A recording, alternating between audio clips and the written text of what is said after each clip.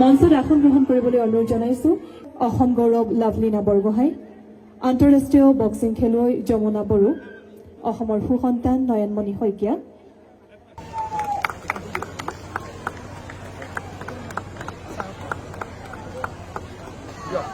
মাননীয় মুখ্যমন্ত্ৰী মহোদয়, আমি আন্তৰিক তাৰপিছতে আমি সম্বৰ্ধনা জ্ঞাপন কৰি জিএম শ্ৰীযুত কাজল ডক্টৰ হিমন্ত বিশ্ব শৰ্মা ডাঙৰীয়াৰ মৰম, স্নেহ, আন্তৰিকতা আৰু আগ্ৰহৰ বাবে সৰু পথাৰত এই যি ক্ৰীড়াৰ পৰিৱেশ, সেই পৰিৱেশক আগুৱাই লৈ গৈ আজি সৰু পথাৰত নতুনকৈ এটা ইনডোৰ ষ্টেডিয়ামৰ নিৰ্মাণ হ'ল আৰু আজিয়েই সৰু পথাৰত নতুনকৈ ছুইমিং পুল এটা নিৰ্মাণৰো কাম আজিৰে পৰা আৰম্ভ হ'ব। সৰু পথাৰত ৰাজ্য চৰকাৰৰ দ্বাৰা ইতিমধ্যে লভলীনা বৰগোহাঁই ক্ৰীড়া প্ৰকল্পৰ নিৰ্মাণৰো কাম দ্ৰুত গতিত চলি আছে। এক্সাৰচাইজ কৰিব, দৌৰিব, তেওঁলোকৰ জীৱনটো নিৰোগী হ'ব। যেতিয়া আমি খেল ধেমালিৰ বাবে আগবাঢ়ি আহোঁ, তেতিয়া আমাৰ জীৱনটো শৃংখলাবদ্ধ হয়, জীৱনত আমি নিয়মানুবৰ্তিতা থাকোঁ।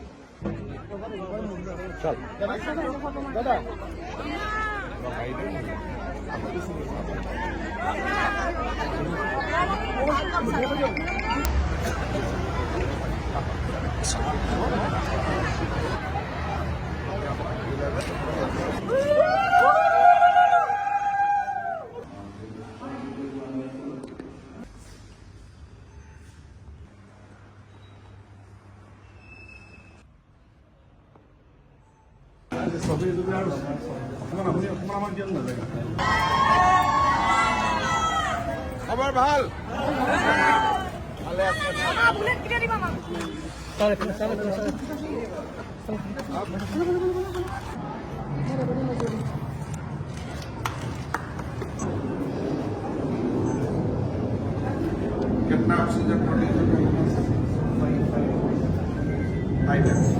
আজি এই চিকিৎসালয়খন উদ্বোধন কৰাৰ মোৰ সৌভাগ্য হ'ল।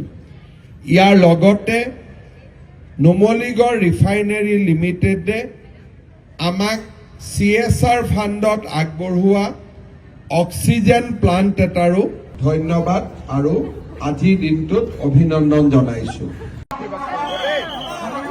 আশীৰ্বাদ কৰিব, ভালে আছে নহয়? আশীৰ্বাদ কৰিব দেই, ভালে আছে আপোনালোক, আশীৰ্বাদ কৰিব দেই। একদম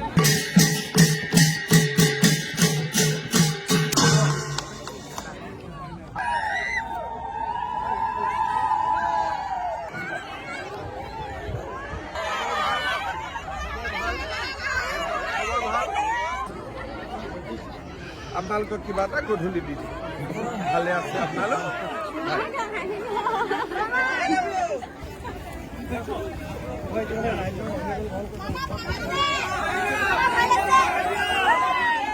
ডক্টৰ হিমন্ত বিশ্ব শৰ্মা ডাঙৰীয়াক আমি আদৰণি জনাইছো।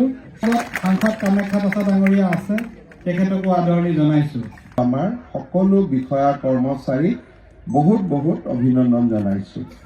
সাধাৰণতে আমাৰ অসমত এটা অভিযোগ পোৱা যায় যে MG এনৰেগা আঁচনিত দুৰ্নীতি হয় আৰু ভাল লক্ষণীয় স্কিম আমি দেখা নাপাওঁ।